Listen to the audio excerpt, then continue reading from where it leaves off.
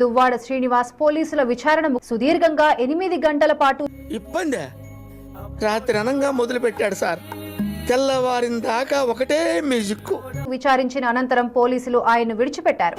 ఏం దేవసేన, చిత్రహింసల్లో ఏం లోటుపాట్లు లేవు కదా. ఇంచుమించు 10 గంటలు అవుతుంది.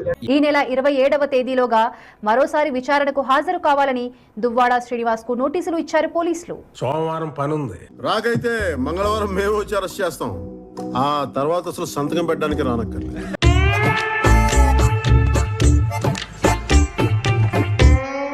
ప్రభుత్వం పోలీసుల తీరుపై తీవ్ర స్థాయిలో మండిపడ్డారు దువ్వాడ. పోలీసులు తన పట్ల అత్యంత దారుణంగా వ్యవహరించారని ఆరోపించారు.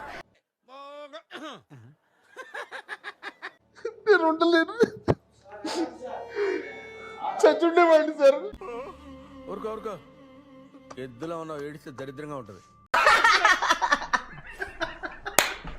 ఎమ్మెల్సీ అనే గౌరవం కూడా లేకుండా ఉదయం నుంచి తనను పోలీస్ స్టేషన్ లో కూర్చోబెట్టారని మండిపడ్డారు. ప్రజాప్రతినిధి అని కూడా చూడకుండా అత్యంత దారుణంగా, అత్యంత అవమానకరంగా. పరువు నోడేస్తే పరువు నష్టం, పరువే లేనోడు పరువు నష్టం తెలియదా? ఈయన పరువెంత, ఈయన బరువెంత అని ఏంటంటేనే గలీజైపోయిందప్పా.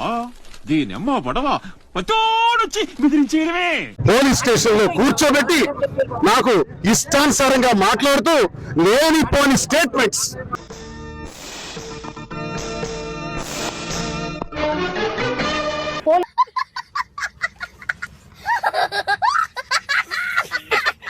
పోలీసులు ఇష్టానుసారంగా మాట్లాడటమే కాకుండా లేనిపోని అభియోగాలు రాసి వాటిపై బలవంతంగా సంతకాలు పెట్టాలని తను వేధించారని ఆరోపించారు దువ్వాడ శ్రీనివాస్. సంతకం పెట్టమంటున్నారు, పెట్టకపోతే మళ్ళీ 4-5 రోజుల్లో రమ్మంటారు. ఇప్పుడు పెడితే రానివ్వరు, మరక్కర్లేదు. పెట్టలేదు కాబట్టి మళ్ళీ 5 రోజుల్లో రమ్మన్నారు. ఏమిటి దారుణం అని అడుగుతారు. నాకు ఏం చేయాలో తెలియట్లేదు. ఎంత ఘోరం జరిగిపోయిందిరా. ప్రజాప్రతినిధిని మర్చిపోకండి, నేను ఒక లాయర్ నన్ను మర్చిపోకండి. ఏమో సార్, నా తెలియదు సార్. 27వ తారీఖులోగా రావాలని మరొక నోటీస్. అయిపోయింది, బతికి అయిపోయింది. నీ కొత్త చెక్కేస్తారులే ఈ రోజంతా. జాగ్రత్త పడుకుంటా. అసలు నాకు ఒక డౌట్ వస్తుంది. ఏంట్రా, ఏంటి ప్రాబ్లం ఏంటి? నా మీద ఉన్న సెక్షన్స్ ఏంటండి? నేను మర్డర్లు చేశానా? అసలు ఉన్న సెక్షన్స్ ఏంటి?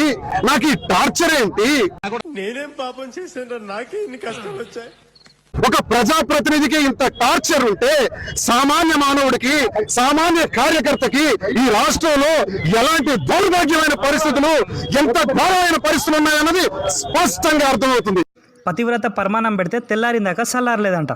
దీనికి కారణం ఏంటంటే ఒక వారం రోజుల క్రితం, అంటే పెద్ద ప్రజలకు జరుగుతున్న, పేదవాడికి జరుగుతున్న అన్యాయం మీద గట్టిగా మాట్లాడి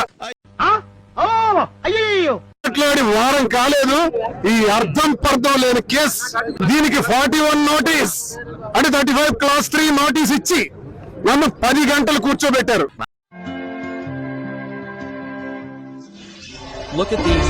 Look at someone.